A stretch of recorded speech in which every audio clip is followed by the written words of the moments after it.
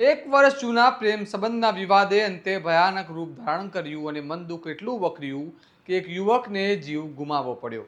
રાજુલા પંથકમાં બનેલી આ ઘટના માત્ર હત્યા નહીં પરંતુ વ્યક્તિગત વિવાદ કેવી રીતે હિંસક બની શકે તેનો ચોંકાવનારું ઉદાહરણ બની ગયું છે. કારણ કે એક પ્રેમ સંબંધ આટલી ગંભીર બાબત બની શકે તેનો કોઈ વિચાર જ ન કરી શકે અને જ્યારે પોલીસ તપાસમાં તમામ વિગતો એક પછી એક સામે આવી તેણે સમગ્ર પંથકમાં ચકચાર મચાવી છે. શું છે સમગ્ર મામલો? આવો વિગતે વાત કરીએ આ અહેવાલમાં. નમસ્કાર, હું છું ચિરાગ વર્ષાબેન. આપ જોઈ રહ્યા છો સ્વમાન. રાજુલા તાલુકાના ભાક્ષી ગામની સીમમાં 18 એપ્રિલની રાત્રે દિનેશભાઈ ટભાભાઈ સોલંકી પર જીવલેણ હુમલો કરવામાં આવ્યો હતો. દિનેશભાઈ મોરબીથી મજૂરો લેવા આવ્યા હતા અને રાત્રે ખેતરમાં આરામ કરી રહ્યા હતા. તે દરમિયાન આરોપીઓ બાઇક પર આવી તેમને એકાંતમાં લઈ ગયા, જ્યાં દોરી અને પટ્ટાથી નિર્દય રીતે માર મારવામાં આવ્યો અને આરોપીઓએ એટલો ક્રૂરતાથી હુમલો કર્યો કે દિનેશભાઈ ગંભીર રીતે ઈજાગ્રસ્ત થઈ ગયા અને તેમને ખેતરમાં જ મૂકીને આરોપીઓ ફરાર થઈ ગયા. બાદમાં સ્થાનિકોની મદદથી તેમને હોસ્પિટલ ખસેડવામાં આવ્યા, પરંતુ સારવાર દરમિયાન તેમનું મોત નીપજ્યું. પોલીસની પ્રાથમિક તપાસમાં સામે આવ્યું છે કે આ હત્યાનું મૂળ કારણ 1 વર્ષ પહેલાનો પ્રેમ સંબંધ હતો. મૃતક અને આરોપીના પરિવાર વચ્ચે આ મુદ્દે લાંબા સમયથી મનદુખ અને તણાવ ચાલી રહ્યો હતો, જે અંતે બદલો લેવા જેવી માનસિકતા સુધી પહોંચી ગયો. આ કેસમાં રાજેશ ઉર્ફે રાકેશ ભાનુભાઈ સોલંકી અને સુરસિંહ ભનુભાઈ સોલંકી સહિત કુલ 3 આરોપીઓએ મળીને આ કૃત્ય આચર્યું હોવાનું પોલીસ તપાસમાં બહાર આવ્યું છે. આરોપીઓએ પહેલા ગાળો આપી ઝઘડો શરૂ કર્યો અને બાદમાં બેલ્ટ અને દોરી વડે હુમલો કરી દિનેશભાઈને મોતને ઘાટ ઉતાર્યા.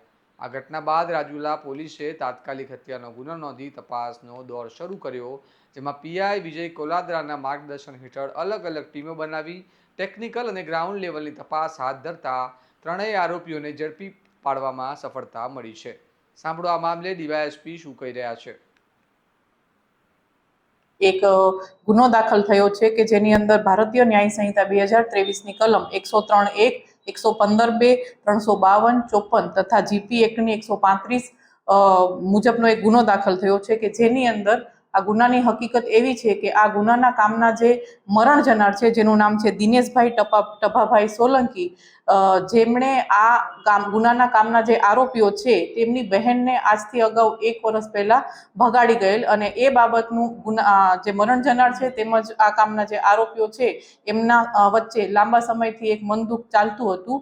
તો અહીંયા તારીખ 18ના રોજ જે મરણ જનાર જે દિનેશભાઈ છે એ મોરબી મુકામથી ભાક્ષી ગામે આવેલ જે બાબતનું ધ્યાન રાખી આ કામના જે આરોપીઓ છે એ આ કામના જે શાહેદ કાળુભાઈ જે છે જેની સાથે આ દિનેશભાઈ બેઠા હતા, તે દરમિયાન રાત્રિના આશરે 9-9:30 વાગે આ ગુનાના કામના જે આરોપીઓ છે ત્યાં જાય છે અને આ દિનેશભાઈને પોતાની સાથે લઈ જઈ ત્યાંથી આશરે 100 મીટર દૂર વાડીના કાચા રસ્તે પોતાના પટ્ટા તેમજ રાંઢવા વડે ખૂબ જ માર મારે છે અને ખૂબ જ જીવલેણ ઈજાઓ પહોંચાડે છે.